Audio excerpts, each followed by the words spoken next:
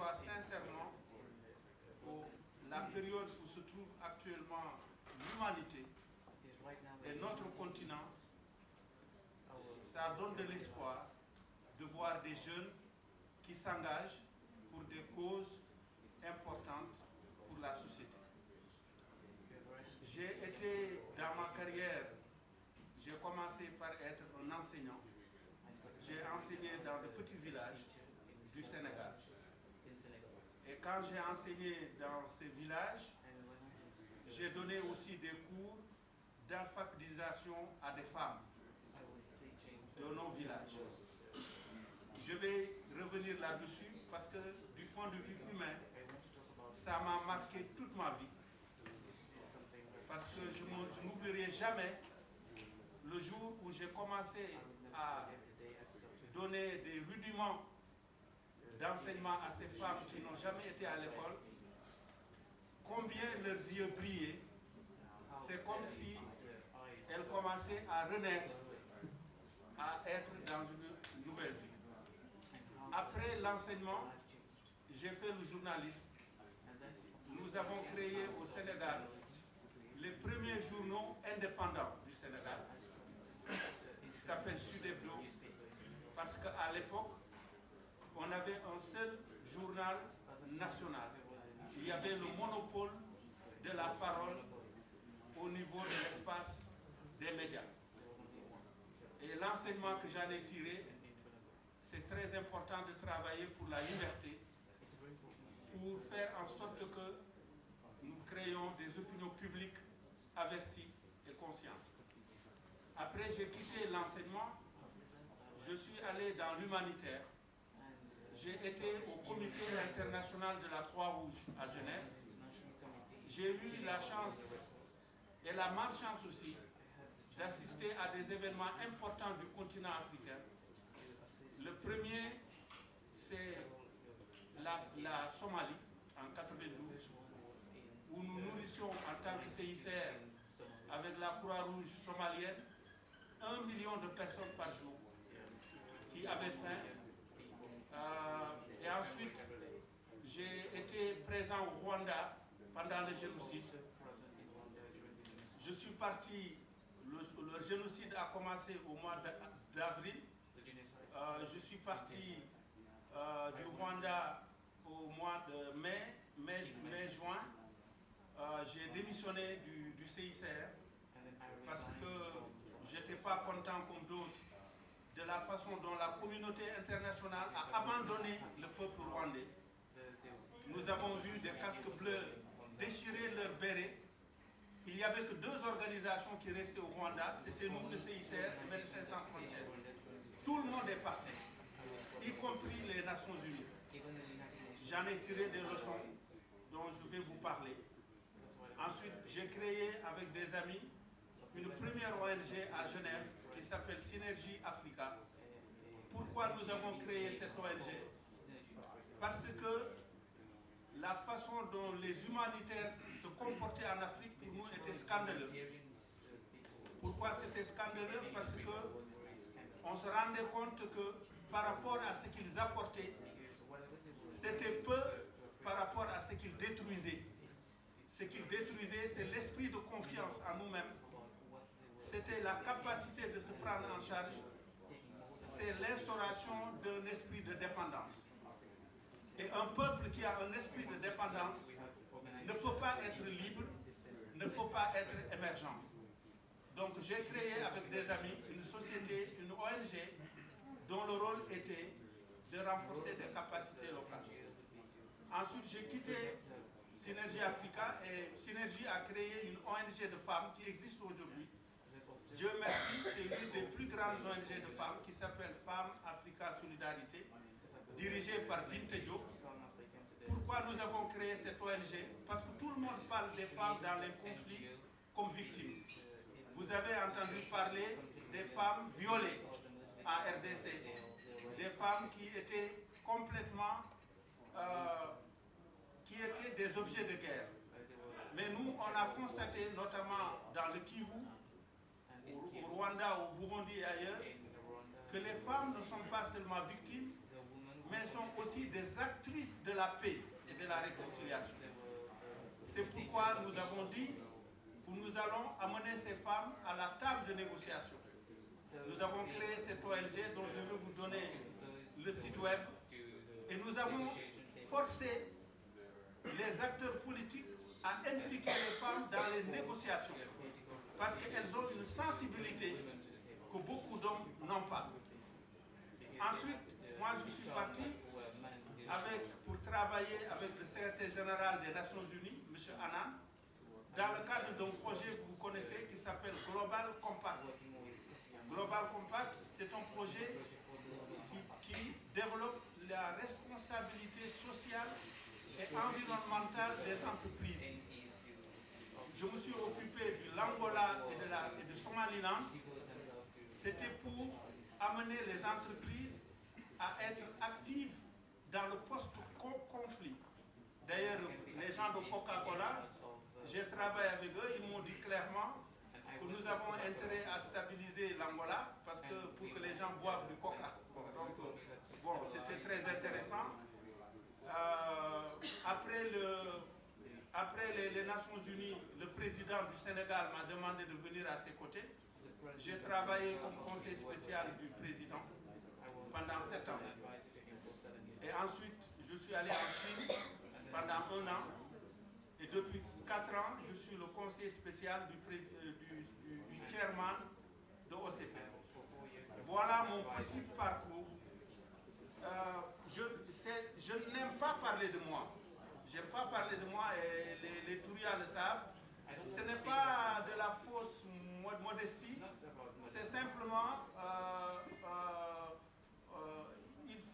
ce qui rend un peu les dirigeants africains un peu fous, c'est de croire qu'on est au-dessus de tout le monde et le jour où on commence à être responsable, on oublie les valeurs pour lesquelles on est engagé.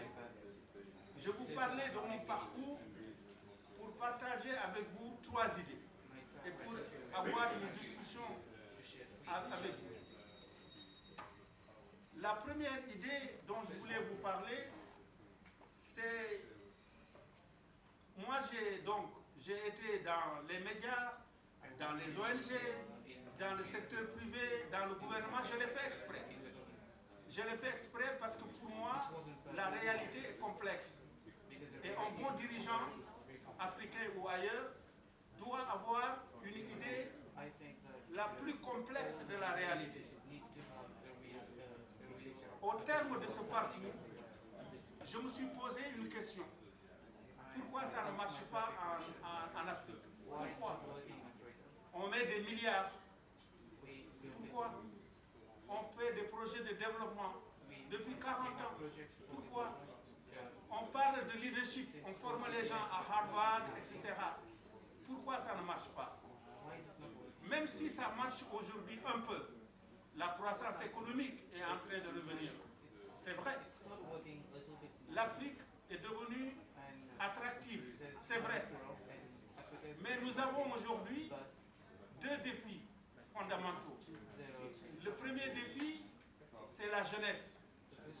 La jeunesse africaine est devenue une chance pour nous, mais elle est devenue aussi une bombe pour nous. Nous n'avons plus le temps. Dans nos pays, plus de 60% de la population en moyenne a moins de 25 ans. 80% de cette population qui a moins de 25 ans est au chômage. C'est ce que j'appelle le triangle de la mort.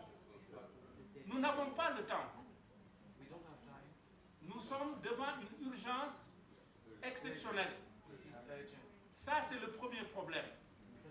Le deuxième problème, nous n'avons pas, dans ce cadre, nous ne donnons pas de l'espoir aux jeunes.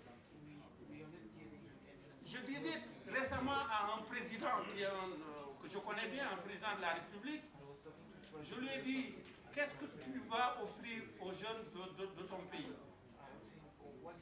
Il m'a dit, des emplois. J'ai dit, il ne faut pas rigoler. Tu ne peux pas donner des emplois à tous ces jeunes en quelques années. Ce n'est pas possible. Parce que la croissance démographique est à un tel niveau que la croissance économique ne peut pas rattraper au bout de quelques années. Alors, quel est le levier que nous avons tout de suite pour amener ces jeunes à patienter, à ne pas casser la baraque, à ne pas casser la baraque? C'est l'espoir. Un jeune qui a de l'espoir, il peut attendre, il peut patienter. Qu'est-ce qui donne de l'espoir à un jeune? C'est la vision. C'est le fait d'avoir des leaders qui sont exemplaires et qui leur donnent de la confiance. Donc ça m'amène à 2 points sur lesquels je voulais partager avec vous. Et c'est les 2 points sur lesquels je termine mon intervention. Le premier point qui va vous surprendre, c'est la culture.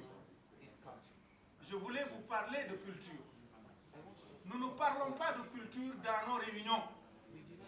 Les acteurs culturels, ils sont les marginalisés dans le cadre de nos initiatives. Regardez les budgets des États africains. 1%. On fait des routes, on fait des ponts, on fait des aéroports. Mais le plus important, ce sont les individus, ce sont les personnes.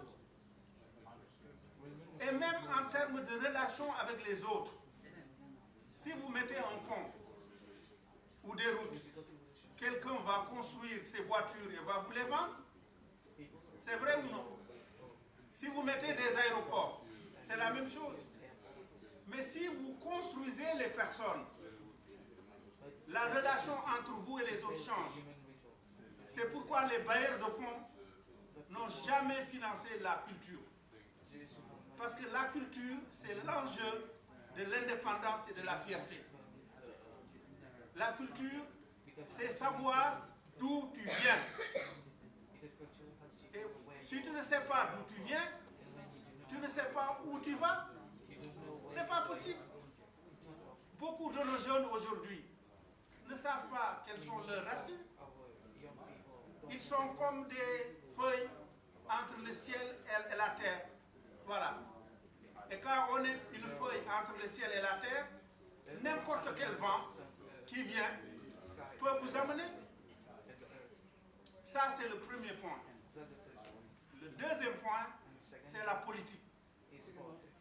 Je veux vous parler de politique, mais pas la politique politicienne, la politique sale, la politique de corruption, mais faire émerger un nouveau leadership politique.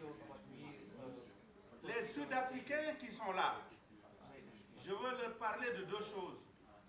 Si Mandela et son groupe, les Govan Meki, les Mahlaba, etc., ont pu diriger l'Afrique du Sud avec clairvoyance, c'est parce qu'ils avaient une éducation politique.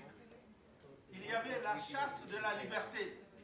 Il y avait le Parti communiste sud-africain qui a joué un rôle très important dans la formation du leadership sud-africain. Les meilleurs leaders que nous avons eu en Afrique, que ce soit les Meles, que ce soit les Rollins, que ce soit les Nyerere et les autres, ils avaient une conscience politique. On me parle de leadership politique, on parle de formation de leadership. Bon, allez, on amène des gens à Harvard, on amène des gens, je ne sais pas où, dans des rencontres, mais ce n'est pas ça le leadership. Il y a la différence entre être un gestionnaire, un technocrate, et être un leader.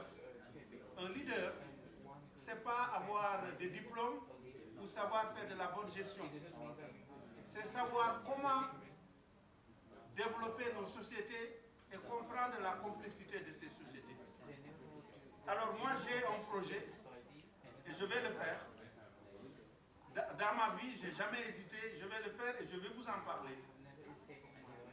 Le projet et le rêve que j'ai, c'est de créer une sorte d'une académie pour former ou accompagner plutôt des leaders politiques émergents en Afrique.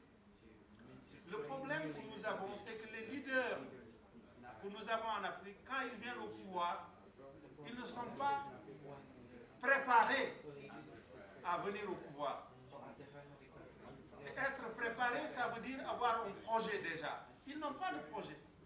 C'est le jour où ils deviennent président de la République. Moi, j'ai connu un président, un ami. Le jour où il est devenu président, c'est ce jour-là qu'il a commencé à dire, mais je fais quoi? Le jour où il a été élu. Alors que dans les grandes démocraties, on forme les gens pendant des années. Les partis politiques, dans les démocraties, ont des think tanks, ont des moyens de formation.